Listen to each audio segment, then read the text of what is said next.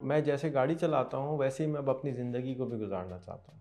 तो जब भी आपका कभी एक्सीडेंट होता है ज़िंदगी में, तो आपकी स्पीड स्लो हो जाती है। इसीलिए जो बूढ़े लोग होते हैं, सफ़ेद बाल वाले लोग होते हैं, वो थोड़े स्लो होते हैं, और जो यंग लोग होते हैं, टीनेजर्स होते हैं, वो बहुत ज़्यादा जज़्बाती होते हैं, बहुत ज़्यादा जल्दी में होते हैं। तो मेरी आदत, क्योंकि मैंने दुनिया काफ़ी घूमी हुई है, मुल्कों से बाहर रहा हूँ, मुल्कों में रहा हूँ, तो स्पीड ज़्यादा की आदत है। पाकिस्तान जब मैं आके कोई काम करता हूँ तो मुझे हर चीज़ स्लो लगती है। यार ये इतनी देर में क्यों हो रहा है काम?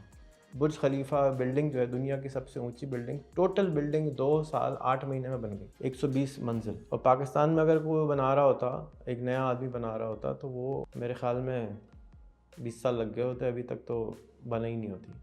तो इस वीडियो को बनाने का मकसद ये था कि और भी जो मेरे साथी हैं, वो ये सोच काम करते हुए घबराते हैं, झुंझलाते हैं, घबराहट में हैं, तो याद रखें पहली दफ़ा जो भी काम होगा वो स्लो होगा।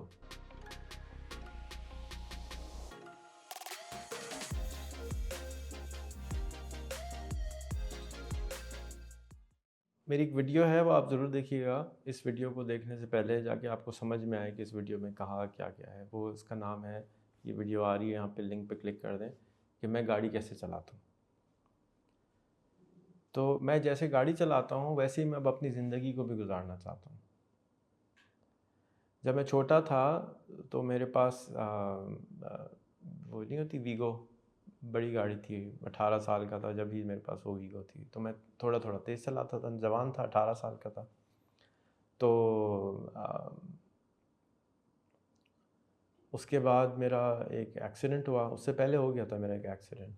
तो मैं रोड पे जा रहा था, एक आंटी आई पीछे से, गाड़ी मार दी। मैंने, आगे खड़ी हुई थी, वो रिवर्स में आ गई उल्टी। मैं बहुत तकलीफ़ में आया। फिर मैं शायद 25 साल का था, मोटरवे से मैं आ रहा था स्वात से लाहौर की तरफ। तो मेरी गाड़ी, मैंने हल्की चलाता हूँ, तेज़ नहीं चलाता, लेकिन मेरी गाड़ी यूँ स्विंग करी 3 दफ़ा। पहले रोड किधर गई, फिर रोड किधर गई, फिर रोड किधर गई, और फिर मैंने पीछे देखता रहा कि क्या हो रहा है। गाड़ी मेरे कंट्रोल से बाहर थी, नई गाड़ी थी। टायर उसके स्लिप हुए और ये हुआ। तो अगर पीछे से ट्रैफिक आ रही होती तो उस दिन मेरी चपाती बन जाती। मैं कुछ नहीं कर सकता था। इसी तरह मेरे वालिद का एक दफ़ा एक्सीडेंट हुआ। वो ऑफिस से वापस आ रहे थे, तो आगे से 2 मोटरसाइकिल वाले आए और घुस गए उनकी गाड़ी में। तो वो उनमें से एक का शायद इंतकाल हो गया था, या बहुत तकलीफ़ में था वो। तो वो मुझे हमेशा से याद रहता था। ये जो एक्सीडेंट्स हुए मेरी ज़िंदगी में, उससे मैं थोड़ा स्लो हो गया, और एहतियात करने लगा, क्योंकि जैसे ही मैं गाड़ी तेज़ करता हूँ तो मुझे अपना एक्सीडेंट याद आ जाता है। तो जब भी आपका कभी एक्सीडेंट होता है ज़िंदगी में, तो आपकी स्पीड स्लो हो जाती है। इसीलिए जो बूढ़े लोग होते हैं, सफ़ेद बाल वाले लोग होते हैं, वो थोड़े स्लो होते हैं, और जो यंग लोग होते हैं, टीनेजर्स होते हैं, वो बहुत ज़्यादा जज्बाती होते हैं, बहुत ज़्यादा जल्दी में होते हैं, घबराहट में होते हैं, क्योंकि उनको अभी तक चमाट कुदरत ने नहीं लगाया। उनको डंडा नहीं पड़ा कुदरत का कि सब्र करो, आहिस्ता चलो। विज़डम नहीं है उनके पास, तकलीफ़ से नहीं गुज़रे। तो जिसने तकलीफ़ नहीं देखी ना, उसको तकलीफ़ का एहसास नहीं है। तो कभी कभी अपने ऊपर तकलीफ़ लानी चाहिए, जाके पता हो कि तकलीफ़ किस चीज़ को कहते हैं। आजकल बहुत अच्छा मौका है, हर पाकिस्तानी को 3 दिन किसी गांव में जाके रहना चाहिए, किसी गांव वाले के साथ जाके ये देख सकें कि बेघर सामान किस तरह से ज़िंदगी फ़ील होती है। फ़ील क्या होता है, तकलीफ़ कैसे होती है। मरेंगे नहीं आप इंशाल्लाह, लेकिन ज़िंदगी अच्छी गुजर जाएगी।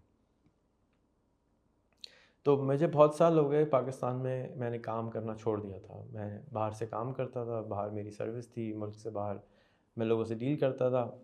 मुझे पेमेंट के प्रॉब्लम्स ख़त्म हो गए, मुझे वेंडर्स के प्रॉब्लम ख़त्म हो गए। मैं एडवांस में पेमेंट लेता था लोगों से, और सर्विस देता था, और ज़िंदगी अच्छी चल रही थी। फिर मुझे कीड़ा काटा कि नहीं, मैं फ़ाइनली पाकिस्तान में कुछ करूँगा, स्कूल बनाऊँगा और चीज़ें बनाऊँगा और इंस्टीट्यूट बनाऊँगा। तो एक तो वो रेहान था जिसने 20 साल पहले पाकिस्तान में काम किया था, फिर अभी एक रेहान है जिसने 48 साल की उम्र में, 47 साल की उम्र में पाकिस्तान में फ़ाइनली काम शुरू किया। तो मेरी आदत, क्योंकि मैंने दुनिया काफ़ी घूमी हुई है, मुल्कों से बाहर रहा हूँ, मुल्कों में रहा हूँ, तो स्पीड ज़्यादा की आदत है। यानी मिसाल के तौर पे अगर मैं दुबई में जाता हूँ घर, तो वहाँ पर अगर मेरी नॉर्मल गाड़ी की वहाँ स्पीड लिमिट है 130, तो हम 110 पे मैं चलाता हूँ। और 110 पे तो कराची में कोई रोड नहीं है जिस पे मैं गाड़ी चला सकता हूँ। तो हर रोज़ 110 पे आप गाड़ी चलाते हैं तो आपका जो दिमाग है वो 110 पे प्रोग्राम हो जाता है कि आपने हाईवे पे जाना है और इस स्पीड पे गाड़ी चलानी है। आपके पास हाईवेज़ हैं, आपके पास सिस्टम है, आप तेज़ चला सकते हैं। कराची में जो 5 किलोमीटर का रास्ता है वो 30 मिनट में तय होता है। अमेरिका में मैं जब था ह्यूस्टन वाले शहर में मैं जब घर में था तो वहाँ पर रोज़ाना मेरी खाला का घर जो था वो 70 मील दूर था। तो 70 मील का रास्ता जो है वो 45 मिनट्स टू एन आवर में पूरा हो जाता था। सॉरी 35 माइल्स दूर था। 35 माइल बनते हैं, 70 मील बनते हैं तकरीबन कराची से हैदराबाद, और 35 माइल्स जो हैं वो आधा घंटे में मैं पूरा हो जाता था। और 35 बनते हैं 70 किलोमीटर, यानी कराची से घारो का सफ़र, बल्कि उससे भी आगे। तो यहाँ पर तो आदमी टेंशन से ही फौत हो जाए, इतनी हॉर्न और इतनी गाड़ी इस तरह बेहंगम चलती है। तो हाईवे का फ़ायदा ये होता है कि आदमी तेज़ी से चल जाता है। तो अब बताने का मकसद ये है कि जब आपको आदत हो जाती है तेज़ी से चलाने की, मेरे जो कज़न्स हैं जो अमेरिका में पैदा हुए हैं वो गाड़ी इस तरह चलाते हैं कि मैं आंखें बंद कर लेता हूँ, मैं नहीं देख सकता। यूं यूं यूं करके लेके जाते हैं और 120 140 उनकी नॉर्मल स्पीड होती है। वो ऐसे चलाते हैं जैसे मजाक कर रहे हैं, यानी अगर उनका एक्सीडेंट हो तो वो गए, बच नहीं सकते, इतनी तेज़ होती है। मेरे लिए तो बहुत तेज़ होती है, तो मुझे तो बहुत डर लगता है उनके साथ बैठ के, लेकिन उनके लिए वो नॉर्मल है। इसी तरह मेरी जो असिस्टेंट थी वो जब गाड़ी में चला रही होती थी अमेरिका में, वो ऐसे चलाती थी, मैं आंखें बंद कर लेता था। तो मुझे ये समझ में आया कि ये इनका नॉर्मल है। भाई हमारे लिए मुश्किल है ना, लेकिन वो बचपन से इसी तरह गाड़ी चला रहे हैं तो उनके लिए वो नॉर्मल है। तो मेरी असिस्टेंट के अब्बा पुलिस वाले थे तो वो गलत भी काम नहीं करती थी कोई। तो पाकिस्तान जब मैं आके कोई काम करता हूँ तो मुझे हर चीज़ स्लो लगती है कि यार ये इतनी देर में क्यों हो रहा है काम। मतलब इसमें ऐसा क्या काम था जो 4 घंटे से नहीं हुआ, 8 घंटे से नहीं हुआ, 10 घंटे से नहीं हुआ। एक टी शर्ट ऑर्डर करी, 3 दिन हो गए, टी शर्ट ही नहीं आ रही घर पे। आदमी सर पकड़ के बैठ जाए, यार ये टी शर्ट है क्या है, इतना उसमें कौन सी रॉकेट साइंस है कि वो नहीं आ रही होती। तो अब तो अल्हम्दुलिल्लाह पाकिस्तान में फूड पांडा है, पाकिस्तान में दराज है। अब तो मैंने ऑर्डर देना ही छोड़ दिया सामान का, अब तो मैं ऑनलाइन ही करता हूँ। मुझे पता है कि कल आ जाएगा या 3 दिन बाद आ जाएगा। फूड पांडा से घंटे भर में मेरा सामान आ जाएगा। तो आई एम वेरी हैप्पी कि ये फाइनली यहाँ पे वक्त की कदर आना शुरू हो गई। लेकिन जो बाकी सर्विसेज हैं अभी तक जो कि डिजिटल नहीं हुई हैं, जो कि अभी तक टेक्नोलॉजी से लोग नहीं एसोसिएट हुए हैं। फूड पांडा ने इकोसिस्टम बनाया ना, फूड पांडा ने, बाइकिया ने, करीम ने, ऊबर ने सिखाया कि ये मुमकिन है। एयरलिफ्ट ने सिखाया कि 30 मिनट में घर पर आपकी चीज़ पहुंच सकती है कराची के अंदर। यानी 30 मिनट में हमारा राइडर साहब वो दफ्तर से बाहर निकलते थे और एयरलिफ्ट पे सामान 30 मिनट में घर पे पहुंच भी जाता है। तो ये एक इनक्रेडिबल चेंज था हमारे मुल्क के मुआशरे के लिए, लोगों की सोच के लिए। अच्छा ऐसा भी हो सकता है। तो उसी से चेंज आती है। चेंज इस तरह आती है कि एक फ़िल्म में आप ज़रूर देखिएगा, फ़िल्म है उसका नाम है 4 मिनट माइल। 4 मिनट माइल आप फ़िल्म देखिएगा कि पहली दफ़ा जब 4 मिनट का रिकॉर्ड तोड़ा कि 1 मील 4 मिनट में भागे जा सकते हैं, तो दूसरा या तीसरा चौथा आदमी आसान हो गया। जो पहला आदमी होता है ना वो कहता है वो हो ही नहीं सकता, और माशरा ये समझता है हो ही नहीं सकता।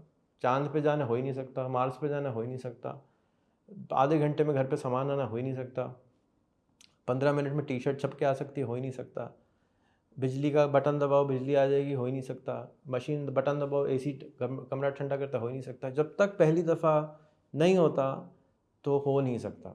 फिर दूसरी दफ़ा, तीसरी दफ़ा और 10वीं दफ़ा जब हो जाता है तो कहते हैं ये तो कोई बात ही नहीं है, देखो इसने भी किया, इसने भी किया, इसने भी किया। तो जो पहली दफ़ा प्रॉब्लम आता है वो सबसे बड़ा प्रॉब्लम आता है उस आदमी को, क्योंकि उसको सारे मुआशरे से भी लड़ना होता है और अपने आप से भी लड़ना होता है। अंदर की नेगेटिविटी से और अंदर की डिमोटिवेशन से भी लड़ना है, और बाहर वाले भी कह रहे नहीं हो सकता, अंदर से भी आवाज़ आ रही है वो हो ही नहीं सकता, हो ही नहीं सकता। तो अपने आप को भी समझाता है all is well, all is well, बाहर वालों को भी समझाता है भाई हो जाएगा, आप क्या है, या कान बंद कर देता है। तो ये मुश्किल काम होता है। अब मुझे आदत है बाहर से तेज़ भागने की।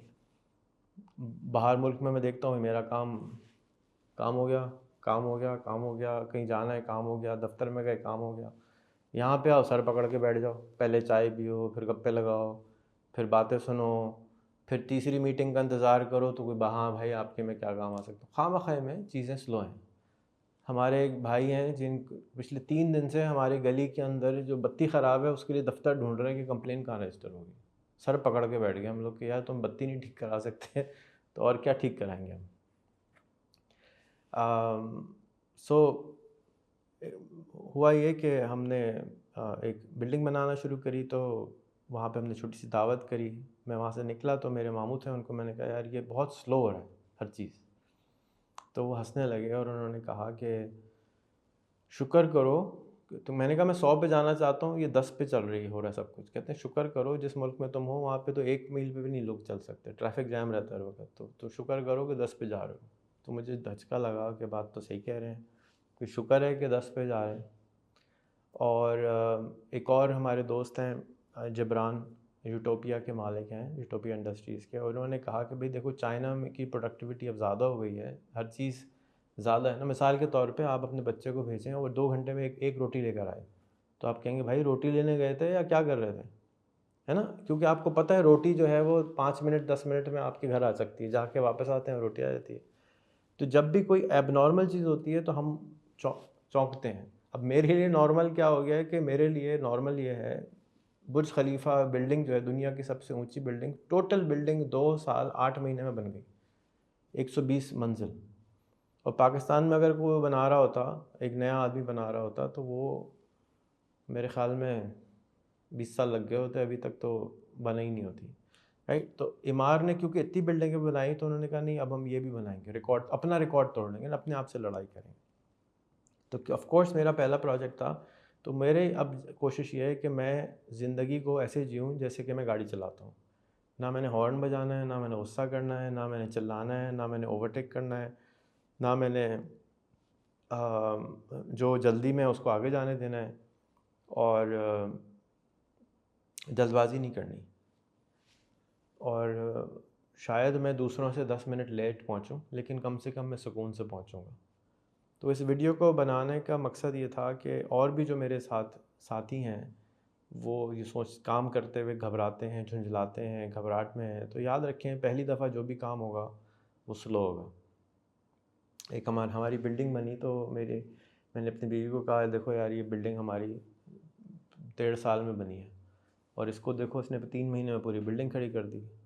तो उसने कहा कि आप ये भी तो देखें कि उनकी 20वीं बिल्डिंग थी, आपकी पहली बिल्डिंग थी। तो आप जब 20वीं बिल्डिंग बनाएंगे आप भी 3 महीने में कर लीजिएगा, नो प्रॉब्लम, बन जाएगा सिस्टम। पहली बिल्डिंग देर से बनेगी। तो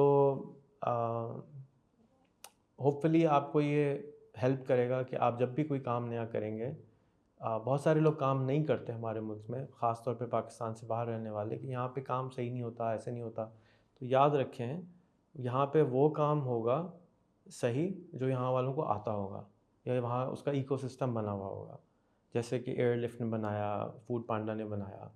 अब मैं यूरोप में जब होता हूँ वहाँ फूड पांडा नहीं है, मुझे अपनी गाड़ी में बैठना पड़ता है, सामान लेकर आना पड़ता है, घर पे लाके पकाना पड़ता है, फिर मिलता है। तो जो अय्याशी मुझे फूड पांडा की कराची में है वो यूरोप में नहीं है, अमेरिका में नहीं है। पाकिस्तान के अंदर मुझे $3 के अंदर बर्गर घर पे पहुंचा के दे देता है, वहाँ $3 सिर्फ पहुंचाने के लेता है।